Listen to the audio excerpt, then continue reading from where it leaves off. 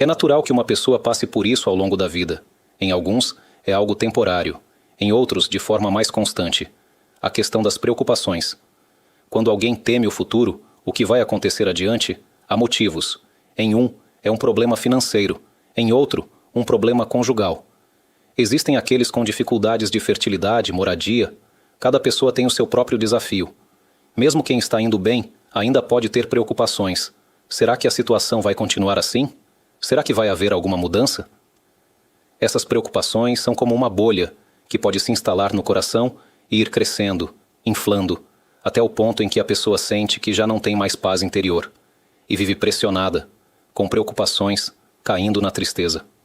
No versículo diante de nós, o rei Salomão nos dá uma orientação de como lidar com as preocupações, como sair delas e entrar numa alegria constante de viver. Salomão, como é seu costume, fala em palavras muito curtas, mas extremamente precisas, que precisam ser aprofundadas. E aqui, ele diz o seguinte: a preocupação no coração do homem o abate, mas uma boa palavra o alegra. Ele não diz preocupação no pensamento do homem, mas sim no coração do homem. O cérebro é o lugar dos pensamentos e da razão lógica. O coração é o lugar dos sentimentos. E Salomão diz: saiba, quando você tem uma preocupação no coração, ou seja, quando você percebe que já não se trata de uma organização racional para o futuro, por exemplo, uma pessoa que vai se mudar de casa, é lógico que ela se organize. Para onde vou me mudar? O que vou levar comigo? Como vou me ajustar por lá? Isso está perfeitamente certo. Não há aqui nenhuma preocupação com um aspecto negativo. Isso é apenas se organizar para o futuro. É quando o raciocínio está operando. O problema, diz o rei Salomão, é quando isso entra no coração. Quando a preocupação começa a se instalar no coração, a criar raízes ali, preocupação no coração do homem, ela habita dentro do coração. Aí, isso já é um problema. A pergunta é: como lidar com isso? Com sentimentos é muito difícil lidar. Quando é razão contra razão, é mais fácil. Você pode se explicar, porque contra um pensamento há outro pensamento. Mas quando é o sentimento no coração que ocupa espaço, como se pode lidar com sentimentos, quando a explicação lógica não influencia o coração da pessoa? Diz o rei Salomão: preocupação no coração do homem o abate. O significado da palavra abate é do radical, que significa algo baixo, rebaixado. Rebaixe a preocupação, não a deixe inflar. A pergunta é: como se faz isso? Como é possível rebaixar uma preocupação que está enraizada no coração de uma pessoa? Em especial, há preocupações sobre assuntos muito pesados, como a saúde, em questões de vida ou morte. Há preocupações antes de uma prova, quando a pessoa sente que todo o seu futuro financeiro depende disso. Crises que a pessoa enfrenta ao longo da vida, seja na família, seja fora dela. Como é possível diminuir essa preocupação que leva a pessoa à tristeza, à frustração, a ponto de ter dificuldade para dormir à noite, caminhar durante o dia sem conseguir se concentrar no trabalho, porque a mente está ocupada com aquela pressão? O que será? E depois? E como vou seguir a partir daqui?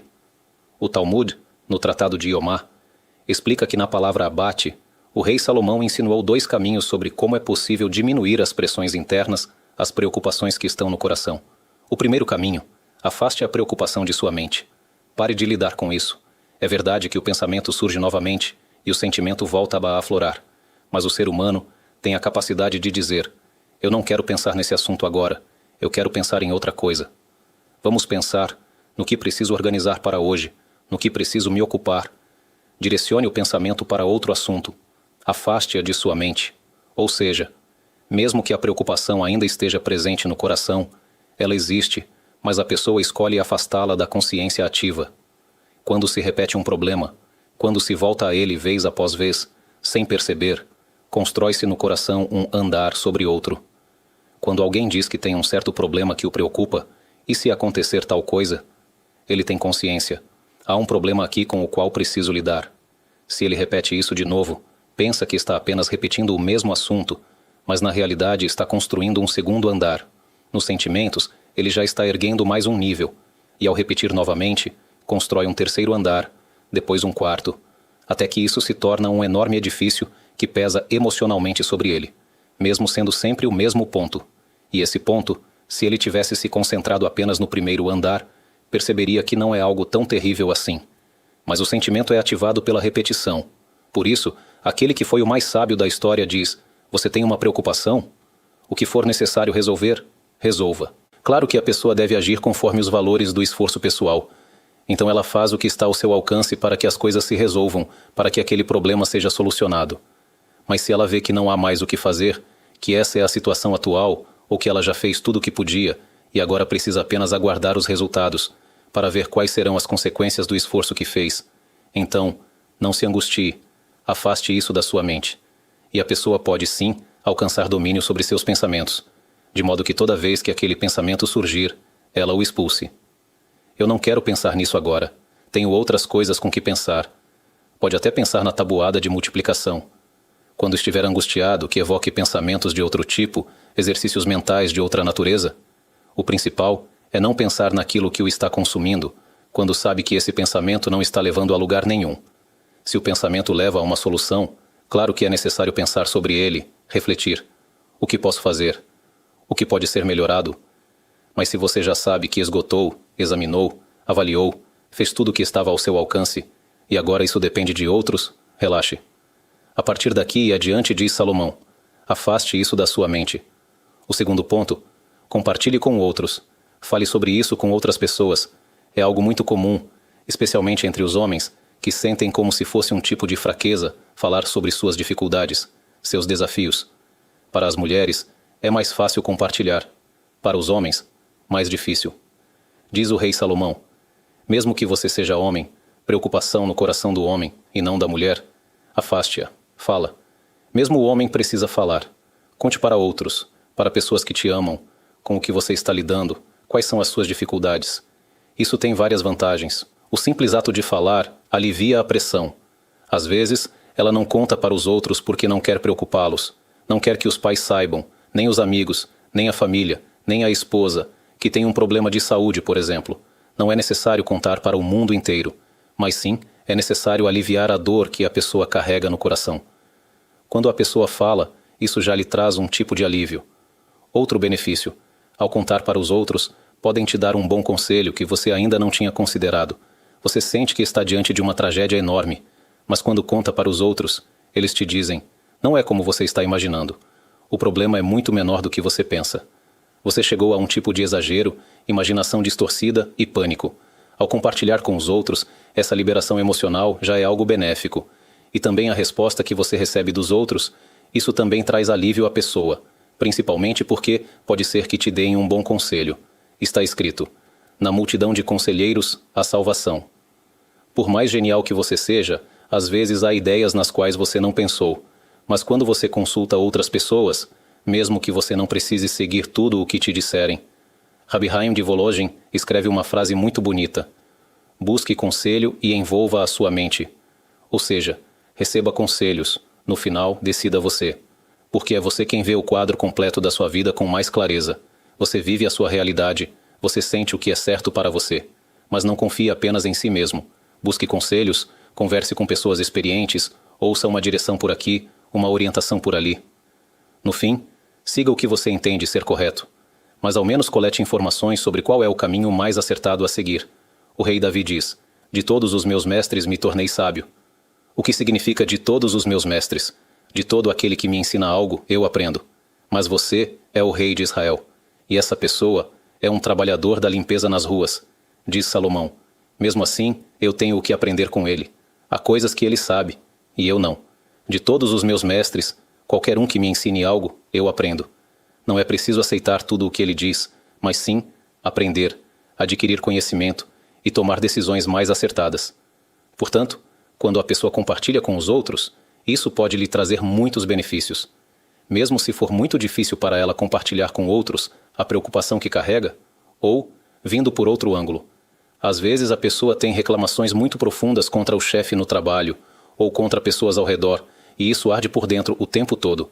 Ela se sente muito ferida, mas por alguma razão ela não quer falar sobre isso. Que pegue uma folha e uma caneta e escreva para si mesma todas as reclamações que tem, todas as dores que sente, todas as preocupações que a angustiam. Mesmo que depois leia e jogue no lixo. Escreva uma carta para a pessoa com quem você está irritado, mesmo sabendo que não vai entregar. Mas escreva. Quando você escreve, você extravasa. Da mesma forma que quando a pessoa fala com os outros, ou mesmo quando apenas escreve os sentimentos, Isso é uma forma de desabafo, e então a alma se acalma. É como se isso já estivesse no passado. Você deu um passo adiante. Isso é algo que realmente ajuda a pessoa. Assim, o Talmud explica o versículo: preocupação no coração o abate. O significado de abater é: afaste-a da mente. Dessa forma, você a diminui. Não permite que ela cresça, nem que se construa no imaginário de forma desproporcional, sem nenhum vínculo com a realidade.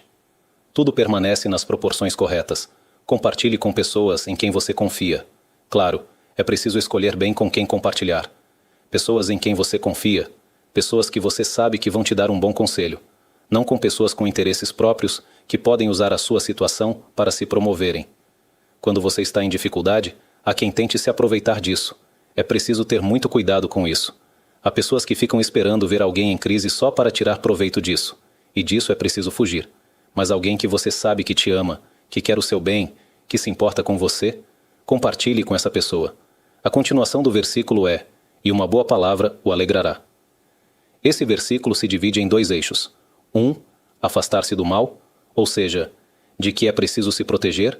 E 2. Fazer o bem, o que você precisa iniciar e fazer ativamente para resolver os problemas.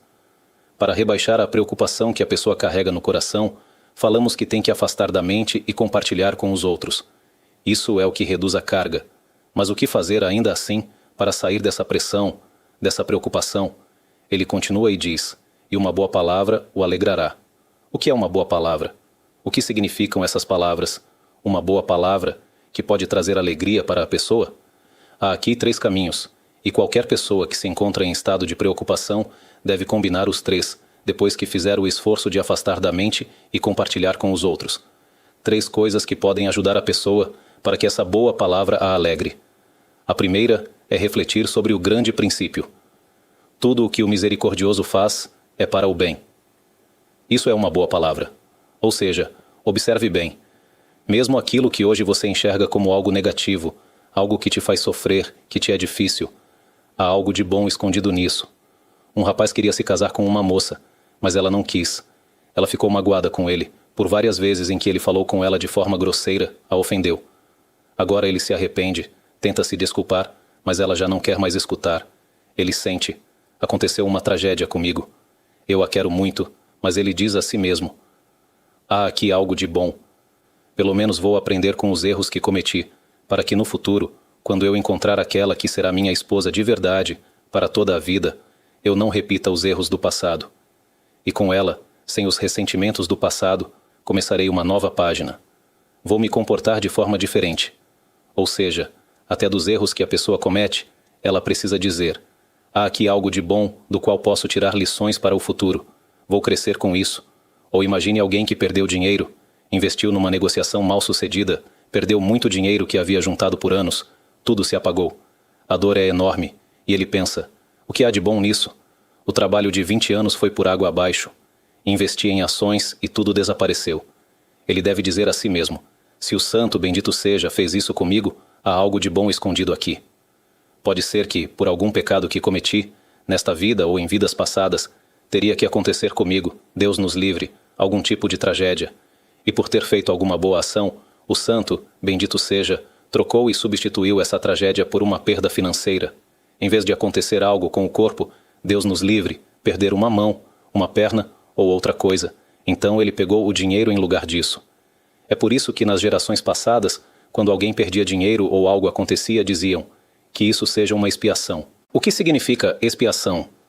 Que isso veio para reparar alguma transgressão que cometemos, e então é para o bem. Quando a pessoa vive com esse entendimento de que tudo o que o misericordioso faz é para o bem, isso muda tudo.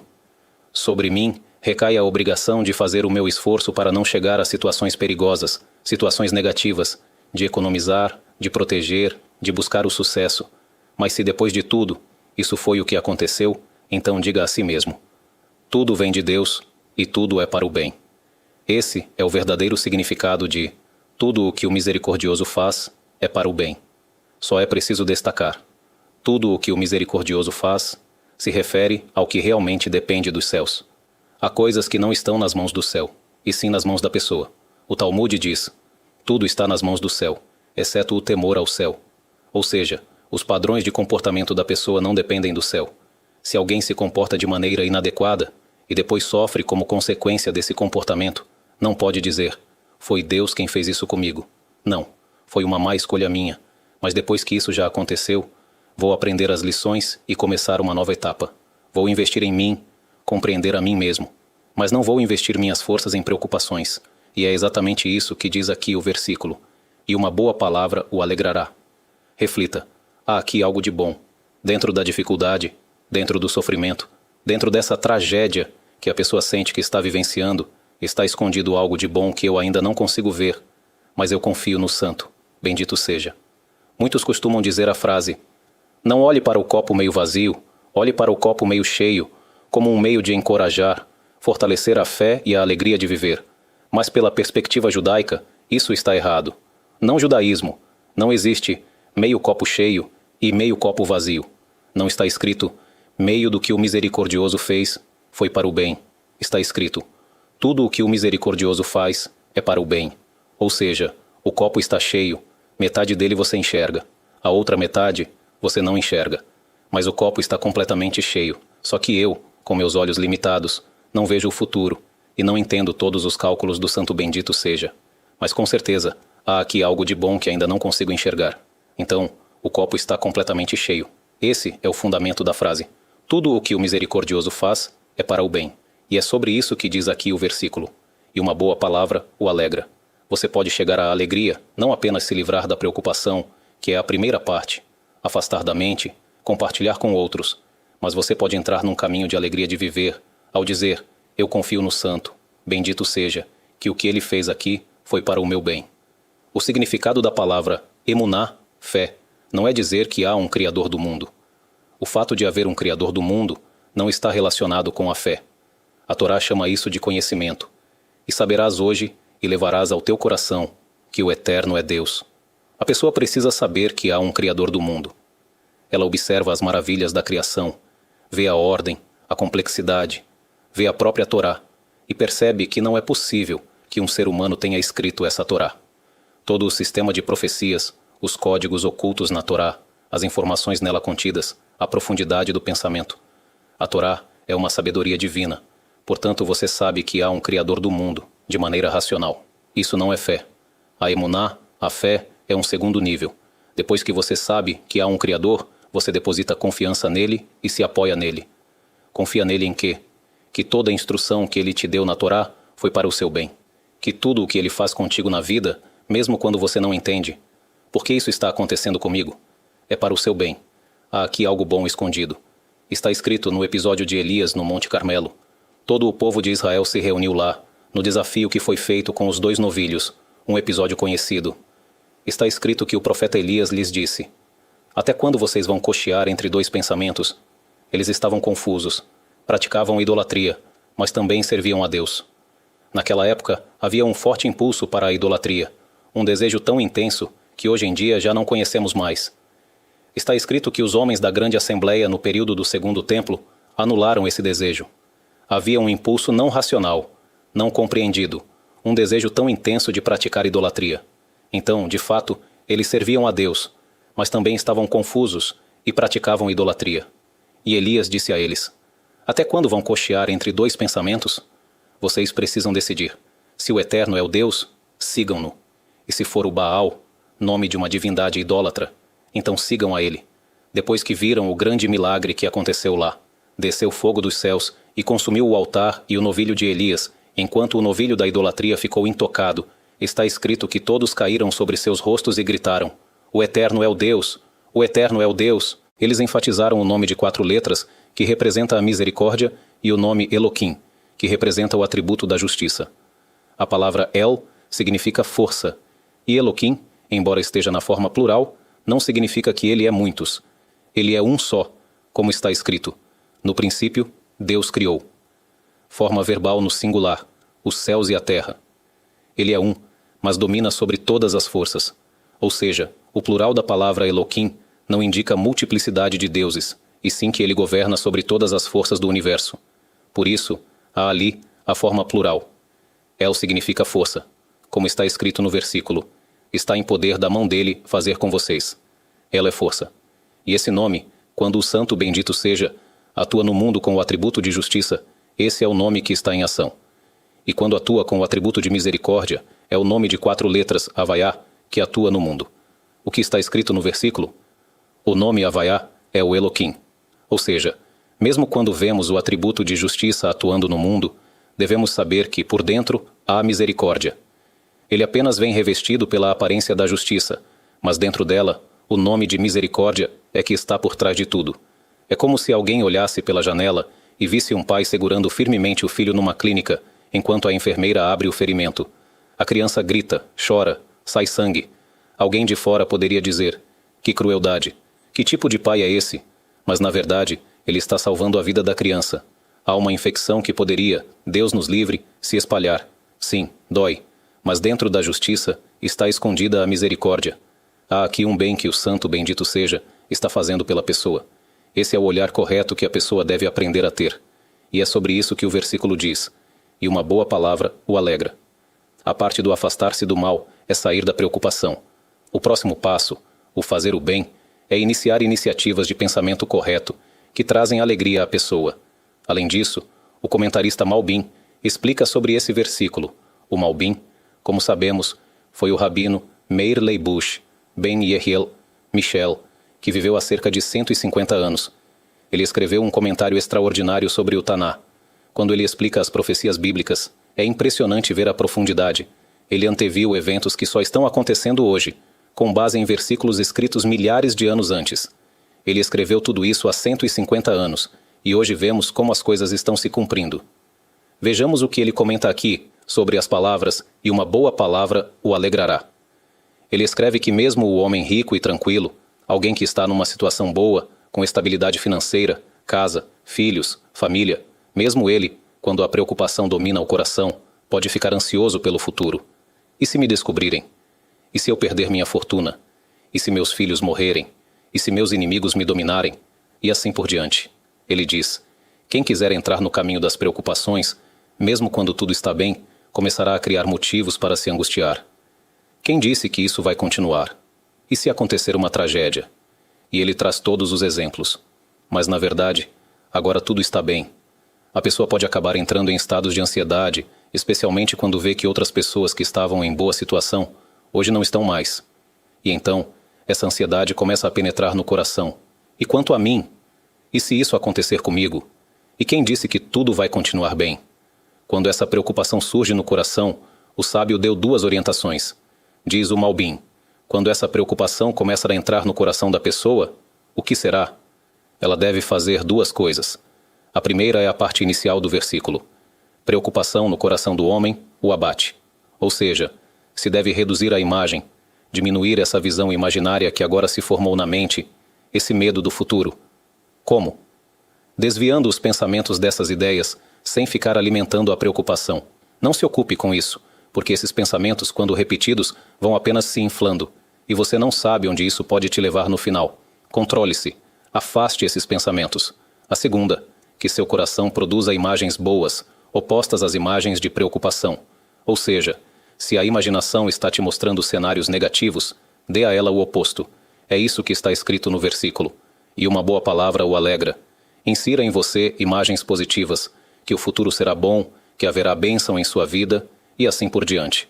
Na verdade, o que o Malbim está escrevendo aqui é que o rei Salomão, com as palavras "e uma boa palavra o alegrará", está se referindo ao que hoje, no mundo da psicologia, chamam de imaginação guiada. O que é imaginação guiada?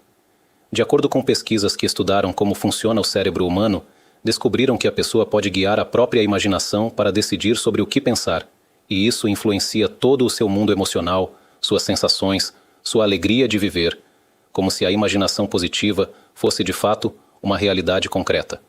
Há todo um método de como conduzir a pessoa a um estado de relaxamento.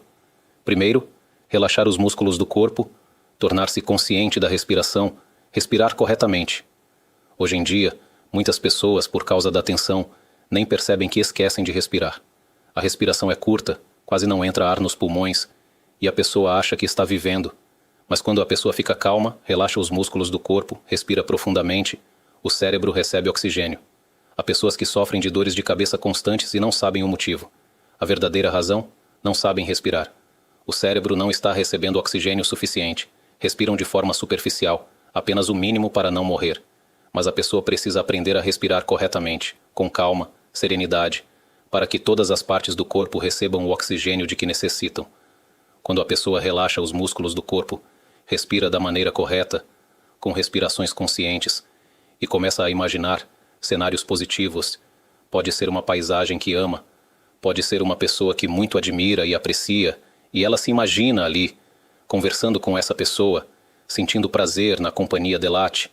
A pesquisa mostra que o cérebro muitas vezes não sabe diferenciar entre imaginação e realidade. E quando a pessoa se treina a pensar de forma positiva, isso se transforma para ela numa experiência real. O cérebro recebe isso como se fosse o que está acontecendo de verdade. Então, quando a pessoa imagina, e é exatamente isso que diz o Malbim, ele explica, quando pensamentos vêm à mente da pessoa, como por exemplo, e se minha casa for destruída? E se minhas riquezas forem perdidas? E se meus filhos morrerem? E se meus inimigos me dominarem? Todos esses pensamentos, todas essas imagens de medo, porque ela vê coisas assim acontecendo com outras pessoas e pensa, e quem disse que isso não vai acontecer comigo também? Sobre isso ele diz, faça o coração produzir imagens positivas, opostas a essas imagens de preocupação. Crie na sua imaginação um cenário totalmente contrário àquele de todas as preocupações. Pense que o futuro será bom, que sua casa estará cheia de bênçãos. Imagine o bem, e isso terá um impacto real sobre a pessoa. Um dos grandes cabalistas foi o Rabi Moshe Cordovero, conhecido como Ramak. Ele viveu na época do Ari Hakadosh, e era mais velho que ele.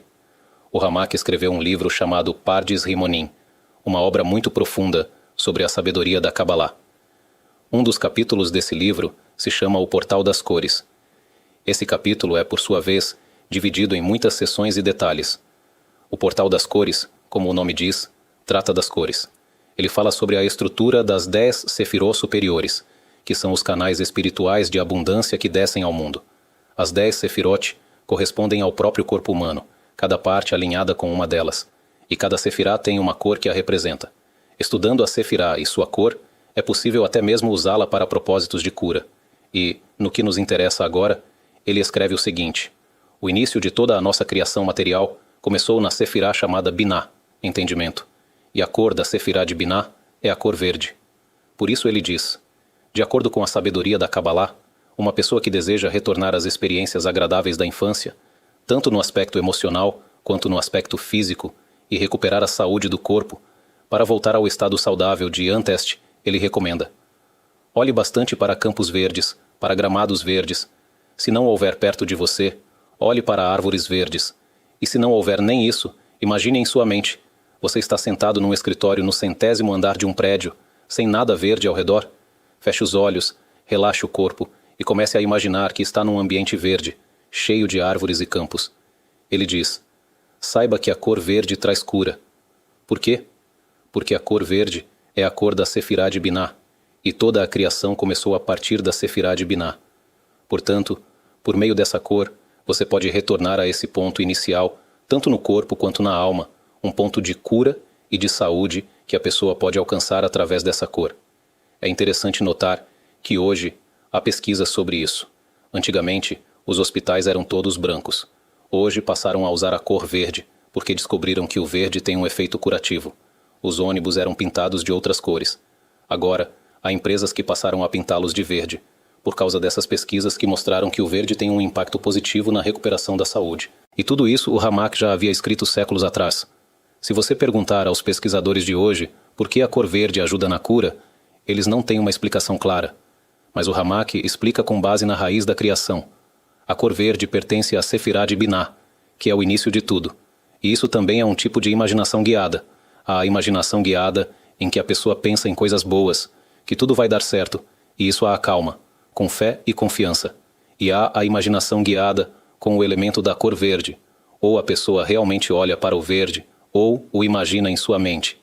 Aliás, ele continua e diz que a cor azul tem como característica acalmar a alma.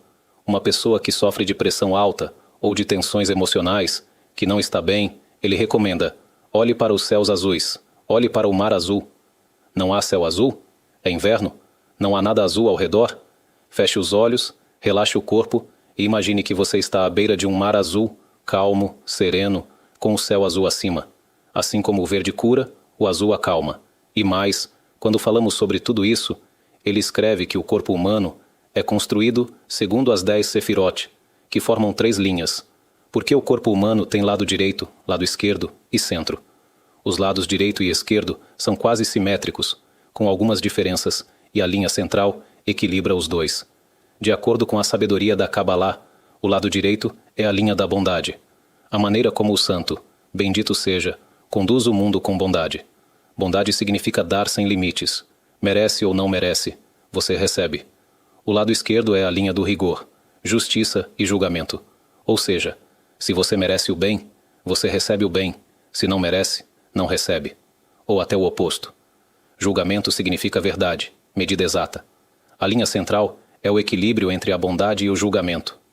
Quem lê também o Petá Eliyahu antes da oração da tarde, como é costume em muitas sinagogas, vê que ali se menciona: bondade corresponde ao braço direito, rigor, julgamento ao braço esquerdo, e Tiferet, beleza, equilíbrio, a parte central, o peito que conecta direita e esquerda. Tiferet é a combinação, o equilíbrio entre bondade e rigor. E a Mishnah também alude a isso em Pirkei Avot. Uma pessoa que deseja conduzir-se corretamente, com seus filhos, com sua esposa, uma mulher com seu marido, com seus funcionários, com todas as pessoas, a Mishnah diz: qual é o caminho reto que a pessoa deve escolher para si? Qual é o caminho correto para que você saiba que está seguindo um caminho reto, sem desvios, sem curvas perigosas, um caminho seguro e correto? A Mishnah responde: todo caminho que é Tiferet para quem o faz, e Tiferet para ele perante os outros. Ou seja, Tiferet para quem o faz, para que seja bom para quem o pratica. Tiferet perante os outros, para que também os outros sejam beneficiados. Há pessoas que só fazem o bem para os outros, mas sofrem por isso. Por exemplo, um fenômeno comum entre algumas mulheres. Elas não conseguem dizer não para nada. A vizinha pede algo, ela faz. A outra pede, ela faz. Todo pedido que fazem, ela atende a todos, até que entra em colapso, de tanto esforço. Isso é bondade sem limites. Também há homens assim. Toda pessoa deve identificar em si mesma. A raiz da sua alma está na bondade, no rigor ou no equilíbrio. O objetivo deve ser alcançar Tiferet, o equilíbrio. Há pessoas cujo temperamento é apenas dar sem limites. Recebem o salário e distribuem tudo para quem pede. Mas e você? Você também precisa economizar, pensar no seu futuro, na sua subsistência. É preciso também saber guardar. Uma pessoa que é apenas bondade precisa inserir um pouco de rigor na bondade, para equilibrar, chegar ao estado de Tiferet. Há pessoas que são apenas rigor. Tudo é justiça, lei e regra. Ele não dará a ninguém nenhum centavo a mais do que a justiça exige. Se você merece, receberá até o último detalhe. Mas o que não merece, ele não é capaz de dar nada de si aos outros. Isso também não está correto. É preciso inserir bondade dentro do rigor, para chegar ao Tiferet, que é o equilíbrio. E há pessoas que, por natureza, já são equilibradas. Sabem dar quando é necessário, sabem guardar para si quando é preciso, sabem respeitar as pessoas, mas também defender seus próprios direitos. O segredo do equilíbrio é Tiferet. Portanto, a Mishnah, embora fale aqui no nível mais simples, sem mencionar a Kabbalah, contém muitos sinais. Os sábios dominavam também a dimensão da Kabbalah, mas escreveram as obras no nível de interpretação simples, apenas insinuando a dimensão mística. E também aqui, uma das coisas que os sábios insinuaram: Tiferet para quem a pratica e Tiferet para ela perante as pessoas. Por que escolheram especificamente a palavra Tiferet? Porque Tiferet, entre as 10 sefirot, é o equilíbrio entre a direita e a esquerda, entre bondade e rigor. A raiz de nosso patriarca Abraão era a bondade. Sua tenda tinha 4 entradas. Qualquer pessoa que chegasse, de qualquer lado, podia entrar e ser recebida. Mas Abraão trabalhou sobre si mesmo para inserir rigor dentro de sua bondade. Ou seja, soube colocar limites dentro da generosidade. A raiz de Isaac era o rigor. Ele estendeu o pescoço sobre o altar e disse ao pai: amarre-me bem, para que o sacrifício não seja inválido caso eu me mexa. Que coragem para dizer uma coisa dessas! Isso é rigor, é disciplina em sua forma mais pura. E Jacó foi o principal dos patriarcas, pois sua raiz estava em Tiferet, o equilíbrio entre bondade e rigor. Dele, o santo, bendito seja, fez sair as 12 tribos, todo o povo de Israel. Como os cabalistas detalham amplamente sobre esse tema. Voltando às palavras do Ramak, Rabi Moshe Cordovero, qual é a cor da Sefirá de Tiferet? É a cor amarela. Ele diz, saiba que a característica da cor amarela é trazer alegria ao coração da pessoa. Uma pessoa equilibrada é alegre, mas alguém extremo, tanto no lado da bondade quanto no lado do rigor, não é uma pessoa alegre. Por exemplo, a mulher ou o homem que só praticam a bondade, que só dão, sem limites, pode ser que todos os elogiem, e muito. Mas por dentro, o que eles sentem? Reclamam do mundo inteiro. Eles me exploram, abusam de mim. Mas por que abusam? Porque você não sabe colocar limites. Você precisa saber dizer não. E isso não é apenas na questão da doação material. Uma pessoa cuja raiz está na bondade pode acabar caindo em comportamentos errados, porque não consegue dizer aos amigos, eu não quero ir com vocês, eu não quero fazer o que vocês fazem, eu não quero imitá-los. Uma moça que se respeita sabe inserir rigor dentro da bondade. Se há um relacionamento que ela vê que não é saudável, ela sabe colocar limites. Não, você não vai me tocar. Não existe isso. Eu me guardo até o casamento. Não há chance de alguém me tocar antes disso. É preciso de rigor aqui, disciplina, firmeza. Quando há a combinação de bondade e rigor, a pessoa entra no caminho da alegria. Se ela é extrema, ela não é uma pessoa feliz. Tiferet é alegria. E a cor de Tiferet é amarela. Por isso diz o Ramak, uma pessoa que sente tristeza, que procure a luz do sol, que procure a luz amarela, isso lhe trará alegria. De fato, há lugares no mundo onde o inverno é muito longo, e o número de pessoas com depressão nesses lugares é desproporcional em relação ao resto do mundo. A tristeza e a depressão ali, faltam-lhes o sol, falta-lhes esse elemento tão essencial. Uma vez, eu estive em Moscou, em um seminário de fim de semana para estudantes. Então perguntei ao organizador, como você sobrevive aqui? Tudo é cinzento, deprimente, realmente cinza. Até os carros estavam todos cheios de fuligem naquela época. Não há sol. E assim por meses e meses, e ele me respondeu, quer saber a verdade? Quando sinto que a depressão está chegando, pego um avião, vou para Eilat por alguns dias, tomo sol e depois volto para Moscou. As pessoas sentem isso na pele. O sol traz alegria. Mesmo aqueles que criaram símbolos com rostos sorridentes, em que cor os fizeram? Amarelo. Se os tivessem feito vermelhos, ninguém sentiria alegria ao vê-los. O Ramak escreve que a cor vermelha é a cor do atributo de justiça e rigor. Por isso ele diz, uma pessoa que sofre de pressão baixa deve aumentar a pressão e olhar para a cor vermelha, porque o vermelho eleva a pressão. Ele até ilustra isso. Imagine que colocam uma pessoa vestida de vermelho numa sala toda vermelha. Paredes, piso, teto, cadeiras, tudo vermelho. Deixe-a sentada ali meia hora, uma hora, e depois veja como ela sairá de lá, nervosa e irritada. Mas ninguém a provocou. Por que ela está tão irritada? Porque a cor afeta a pessoa. Com base nisso, ele explica as vestimentas do sumo sacerdote no templo sagrado, que tinham uma combinação de azul celeste, púrpura, vermelho carmesim ouro e todos os outros elementos que havia ali. De acordo com a Kabbalah, cada detalhe tinha um significado profundo. O sumo sacerdote, quando servia no templo, era como um dispositivo espiritual, irradiando santidade para todos os lugares, através do serviço divino que realizava ali. Havia coisas muito elevadas e profundas em todo esse tema das cores. Nada foi feito de forma aleatória, na variedade de cores que o Santo, bendito seja, criou no mundo. Mas cabe a cada pessoa escolher como usar essas coisas de forma correta, equilibrada, e andar no caminho certo. Então, este é o segundo elemento que temos aqui. E uma boa palavra o alegra. O que hoje chamamos de imaginação guiada. Assim explica o Malbim. Quando a pessoa pensa em algo bom, ela consegue entrar em um estado de alegria de viver. E o terceiro elemento, que também é chamado de bom, é trazido pelo Gaon de Vilna e por outros comentaristas sobre este versículo. A Torá tem os seus próprios códigos. Há palavras que funcionam como palavras-chave. E sempre que aparecem, existe um denominador comum em todos os contextos. A palavra Tov, bom, é uma dessas. Ela representa a Torá, como está escrito, pois uma boa lição eu vos dei. A minha Torá não a abandoneis. Então, a palavra Tov na Torá é uma palavra-chave, como um código. Quando está escrito Tov, muitas vezes significa Torá.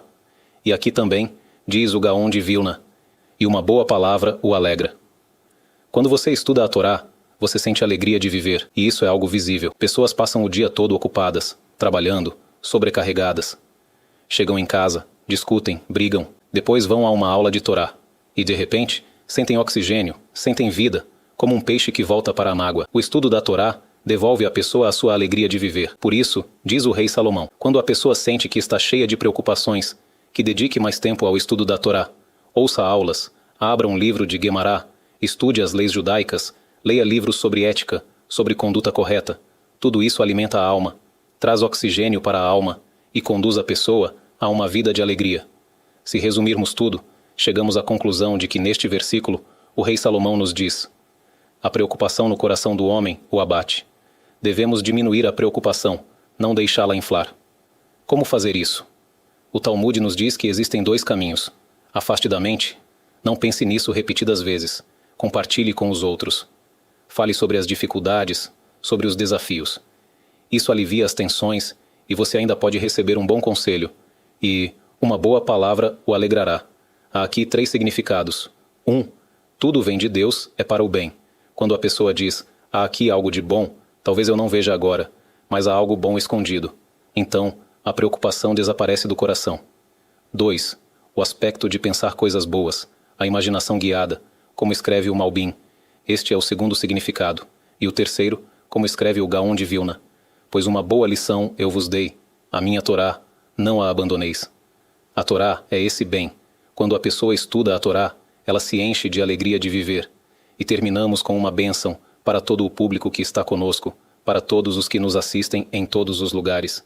Que o Eterno conceda a todos vocês uma alegria de viver constante e afaste a tristeza e a dor, com longos dias e anos de vida.